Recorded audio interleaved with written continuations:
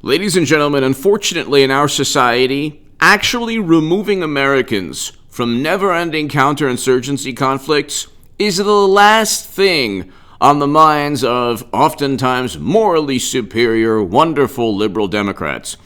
What they really get a thrill from, they really get a kick out of Twitter disputes, and you can see it's like the public relations spin. So we'll just get to the Hill. Marine Unit apologizes. This is a Twitter account for tweets on Tucker Carlson remarks.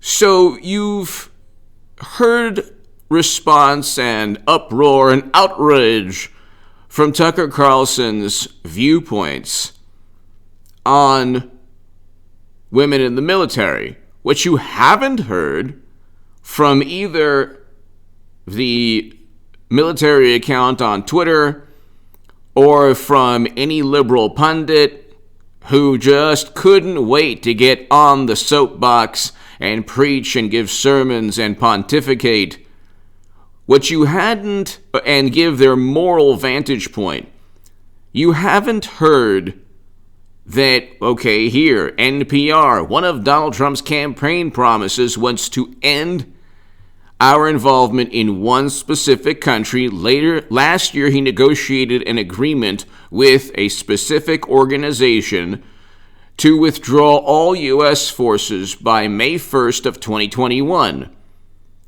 Okay, that's less than 2 months away. May 1st, 2021, in addition to removing Americans in one specific country, that President Biden stated we needed to send a message to protect, or we need to send a message to protect Americans who are stationed in this country, when President Trump literally removed them or tried to remove them. So we shouldn't have a presence to protect. That's the point. But here, Bloomberg, Biden pressured by Trump's deal as May 1st approaches. This is Bloomberg. Not, President Biden, as May 1st decision looms. Now, I'm obviously speaking in somewhat roundabout terms, but go ahead and look it up. There's a country that we've been in for 20 years. Okay? Country we've been in for 20 years. This is what drives me. I've written against counterinsurgency conflicts. I want Americans home. I want Americans back to their fathers and their mothers, their husbands, their wives, their sons, their daughters, their friends, family. We have the children of veterans now. We have the children of veterans fighting the same conflict.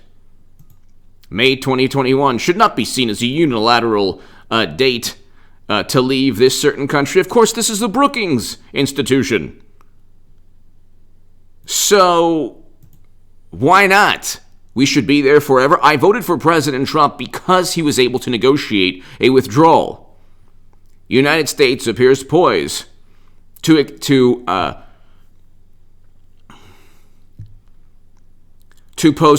U.S. appears to postpone troop withdrawal. This is the Washington Post. This is what you vote for. This is what you vote. This is what Democrats voted for: to postpone a withdrawal of Americans. So Biden, of course, is not going to.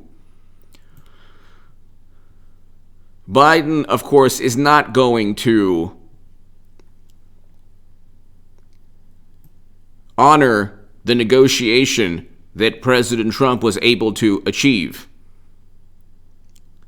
This is the Intelligencer in the New York Magazine. U.S. withdrawal from this country just got more complicated. Why?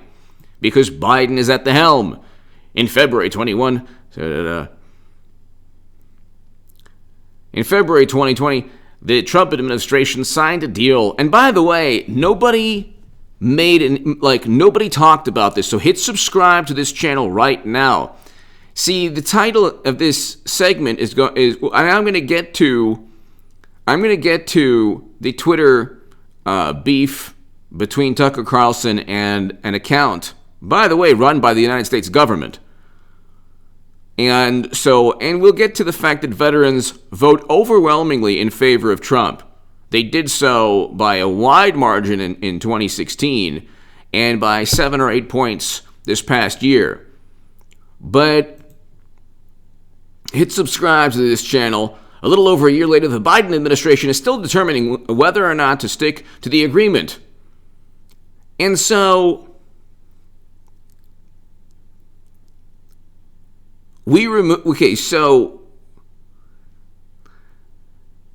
I'm sending you. So we can go on. You can look at the numbers, the troop levels. We shouldn't be in these locations. We shouldn't be in these locations. It was President Trump who reversed U.S. foreign policy. That's why I voted for President Trump. You could read my writing in The Hill, the Huffington Post, the Jerusalem Post, the Roanoke Times, against counterinsurgency conflicts. It's below in hagoodman.com. You could read my writing there. It's against counterinsurgency conflicts. Or my writing, there's a section within my website.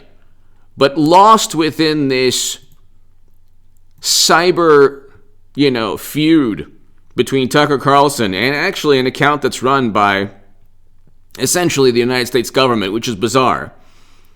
So there should be no reason why an account linked to the U.S. government should apologize to any pundit. But see, again, you have the Washington Post misquoting President Trump today, offering a correction about a month later. I mean, the cards are stacked against Trump or anyone who defends a conservative viewpoint. The cards are completely stacked against anyone who offers a conservative viewpoint, and from the vantage point of a populist viewpoint, the most moral position to take is to remove Americans from never-ending counterinsurgency conflicts, which is what President Trump did. But see, again, his personality has overshadowed any accomplishment. First president to step foot in North Korea, Abraham Accords, removed. So obviously the country I'm talking about is Afghanistan.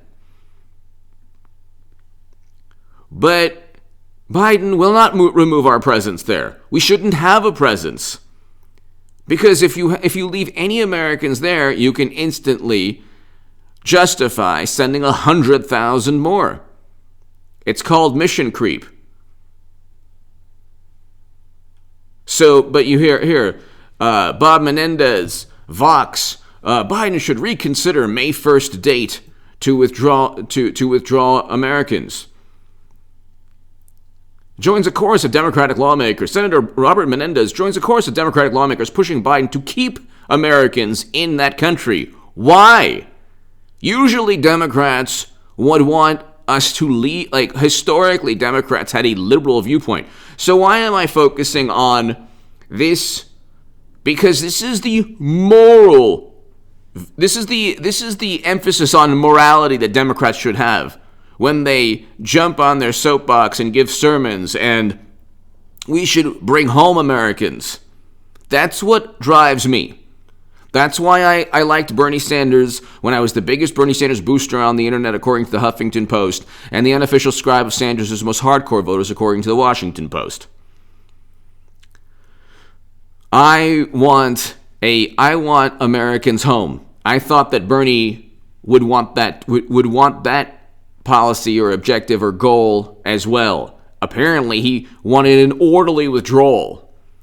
He was against Trump bringing home Americans because Democrats told him to be against Trump bringing home Americans. But here, a U.S. Marine unit apologized Saturday for tweets defending...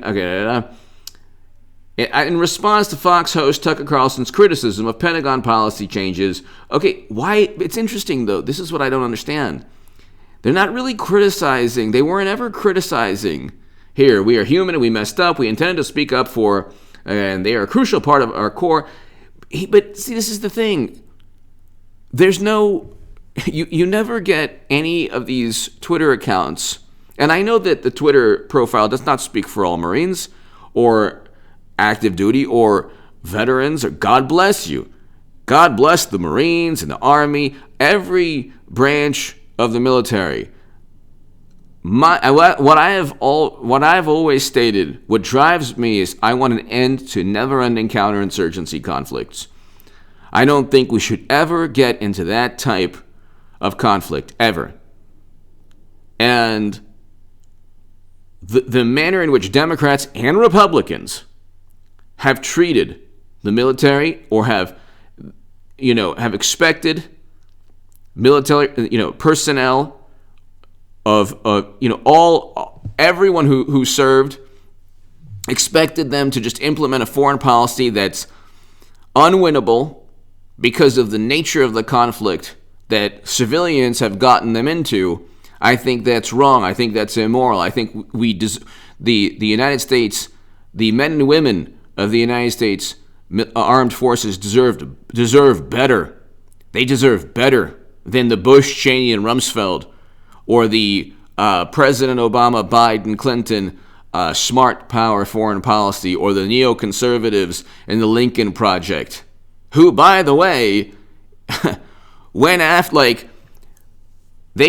Tucker Carlson with greater vitriol than, who was it, Rick Wilson, who literally disparaged and tried to demean a triple amputee Vietnam veteran, Max Cleland, Senator Max Cleland, a hero, who opposed Bush, Cheney, and Rumsfeld's foreign policy. But where's the emphasis on actually bringing home Americans? Where's the emphasis on that? So President Trump, yet again, managed to negotiate a tremendous deal. Okay? And instead of actually giving him credit, or and Republicans should have focused on championing and trying to credit Trump with that achievement, but they didn't. And I'm trying to, whenever you talk about these types of things on YouTube, the algorithm is very sensitive. So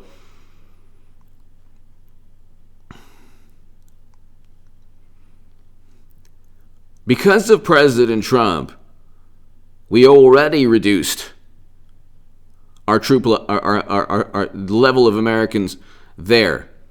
Now Biden will refuse to, almost certainly, abide by what Trump negotiated.